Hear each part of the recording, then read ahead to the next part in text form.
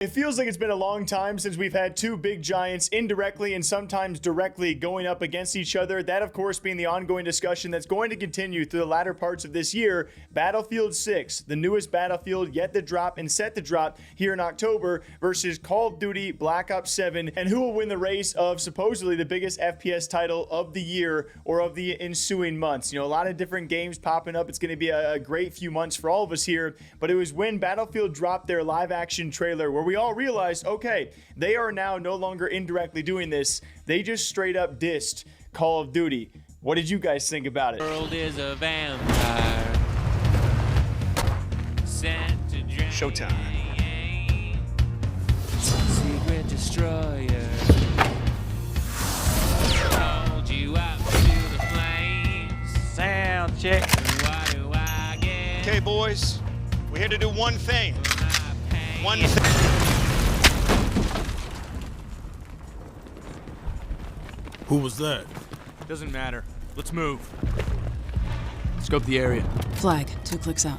And I was watching this and I was like, okay, Morgan Wallen, Zac Efron, you know, you got Jimmy Butler in there, Patty Pimblett, a very weird semblance of a great lineup for a celebrity cast and live action trailer. And then instantly they're all dead, replaced by real soldiers, a knock on what has been an ongoing discussion about, you know, the real military style of Battlefield and what has become of the Call of Duty product. This, of course, off the back of we saw some big debates on skins in the game and a lot of big questions for Battlefield kind of pertaining to, will your skins and your collaborations be similar to that of Call of Duty? You know, we got Beavis and Butthead, you got a bunch of weed references, you know, of course, the notorious Nicki Minaj, which, you know, that some could be argued as pretty good ones. You know, I'm sure they've done very well for Call of Duty, but it's been straying away from what Call of Duty originally was, right? It is now very clearly become money, money, money. We've seen big streamers, even someone like Nick Merckx, calling out Activision around this, like they have sold out completely. In his own words, he said that. And so people are curious, is Call of Duty going to keep going down that path? And is Battlefield going to take that path? And this seemingly a message saying, hey, no, we are not. We are not going to be like Call of Duty. I got to give it to them, guys. This is like grade A marketing ahead of what is going to be some other groundbreaking news in the industry. And I wouldn't say necessarily positive news, as EA is now set to be acquired for just over, you know, what's going to be around $55 billion. And it's going to be by an investment group headed by the Saudi Public Investment Fund. We also have affinity partners in Silver Lake partaking in this, and they are set to actually not just acquire EA for around $55 billion.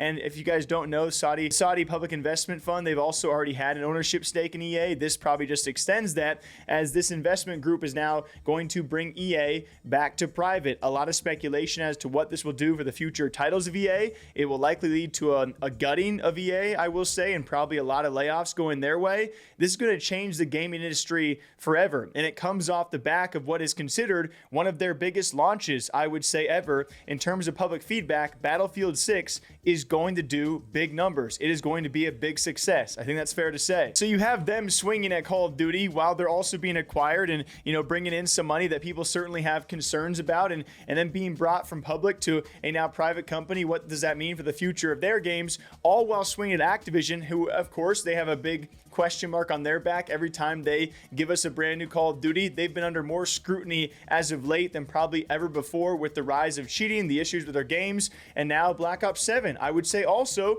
you know, given the multiplayer side of things, I think it looked pretty good in their early beta reveal. I would say this is the highest hopes I've had for a Call of Duty in a few years. But then other critics out there saying this is just a reskinned Black Ops 6. And then the Warzone people, you guys probably have reason to be concerned. I haven't seen much there that looks too great. What do you guys think on that end? So at the end of the day, it's multi-billion-dollar companies just going back and forth, and it's also a time to be like, hey, guys, we're going through some big industry changes. I'm going to try and enjoy both of these games before some things could really shift up in the industry, because there's a lot of other external news on top of this. But to see Battlefield 6 go out and pretty much just directly diss Call of Duty, we haven't seen that kind of animosity in the gaming space in some time between two titans, and I enjoy it a lot. You know, I would love to see a day where Halo gets some big legs and actually starts taking shots, but they probably shouldn't be doing that. But what do you guys think about Battlefield 6? Are you excited for them and their upcoming Battle Royale mode to maybe compete with that of Call of Duty's Warzone and the brand new Call of Duty, which we see every single year?